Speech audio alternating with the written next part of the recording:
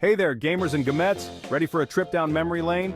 Jimmy Fallon here, ready to take you on a hilarious journey through time and gaming history. Buckle up as we dive into the wacky world of Nintendo, the company that went from dealing decks of cards to dominating the gaming universe with iconic characters and unforgettable games.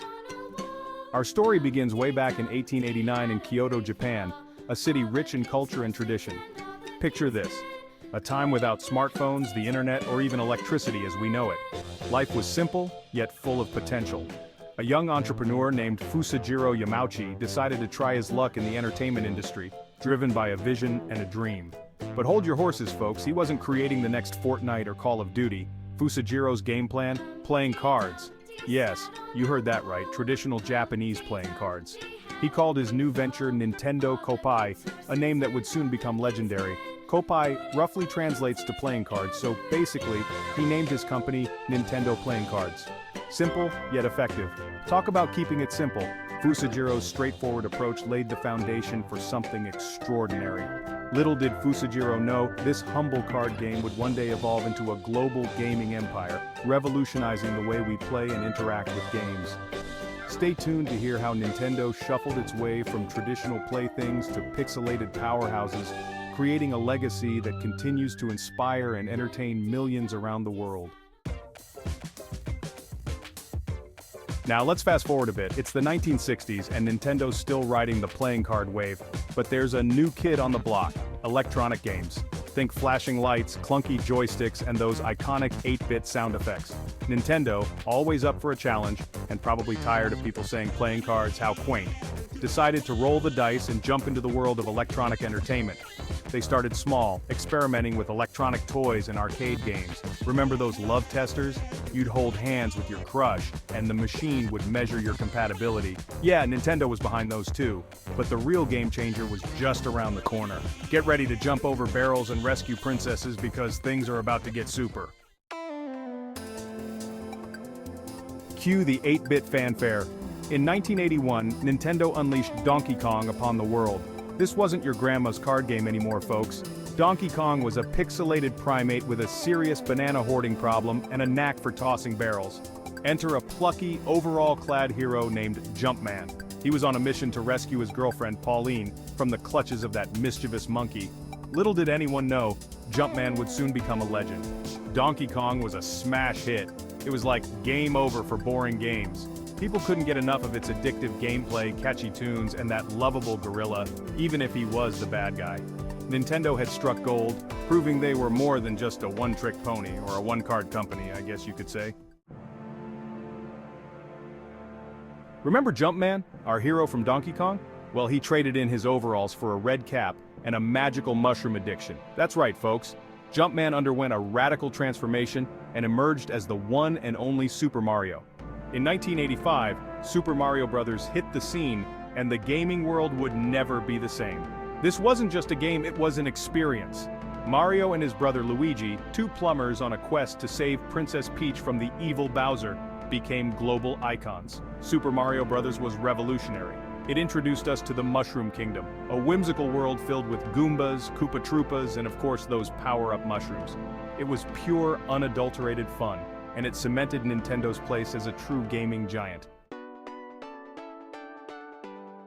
Section 5, Game Boy vs. Game Gear, the handheld hustle. The 80s were coming to a close and Nintendo was on a roll, dominating the home console market with the NES. But they weren't done shaking things up. They had another ace up their sleeve. In 1989, they unleashed the Game Boy, a handheld console that would change the way we played games forever. It was compact, durable, and had a library of games that kept growing.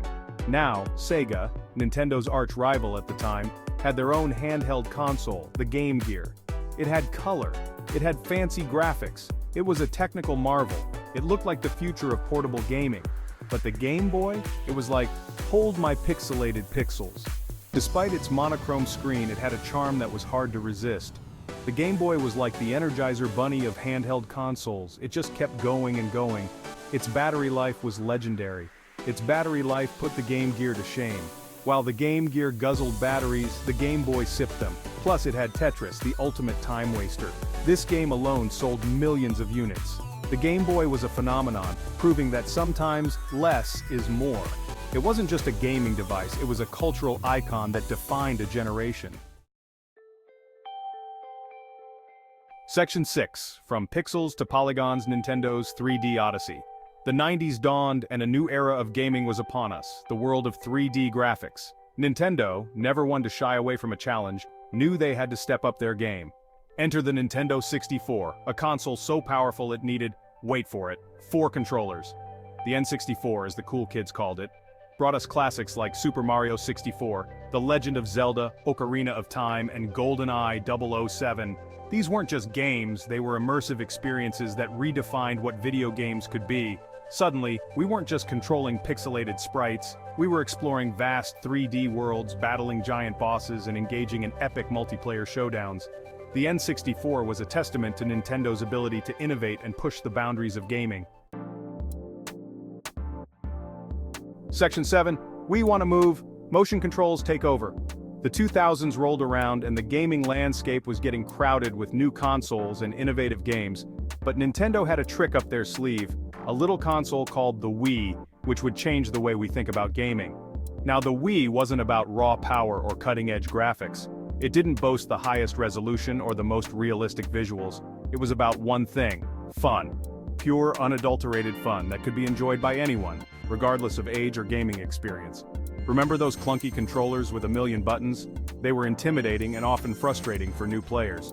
The Wii said, "Nah fam, we're going motion control." It introduced a new way to play that was simple and engaging.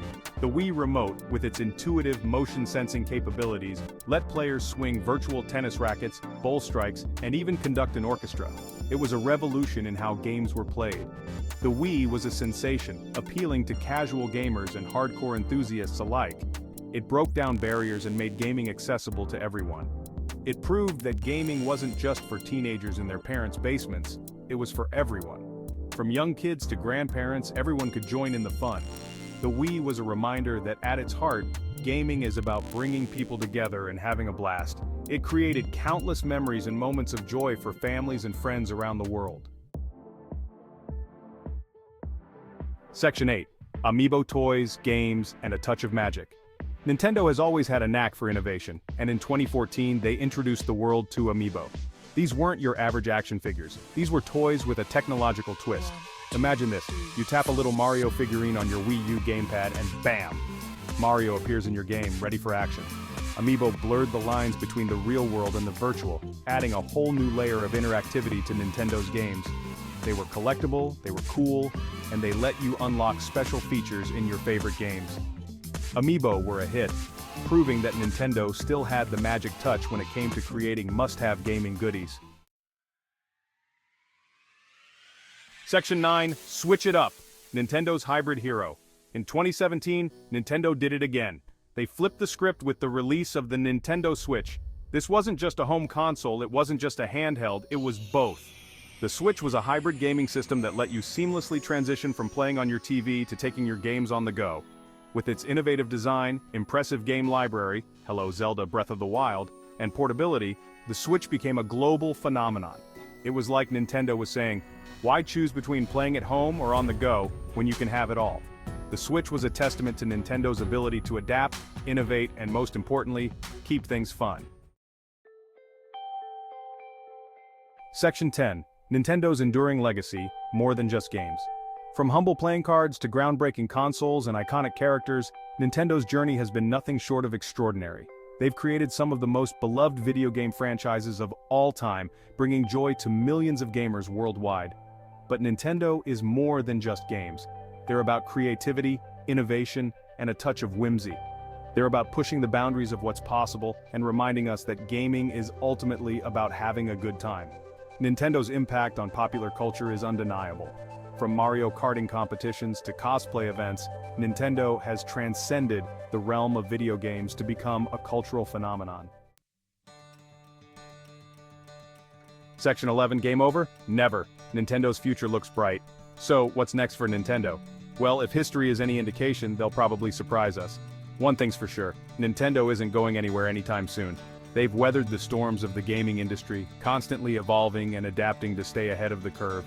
As long as there are gamers looking for innovative, engaging, and downright fun experiences, Nintendo will be there, ready to take us on new and exciting adventures. So, here's to Nintendo, the company that taught us that it's okay to embrace our inner child and that sometimes the best things in life are pixelated. Game on!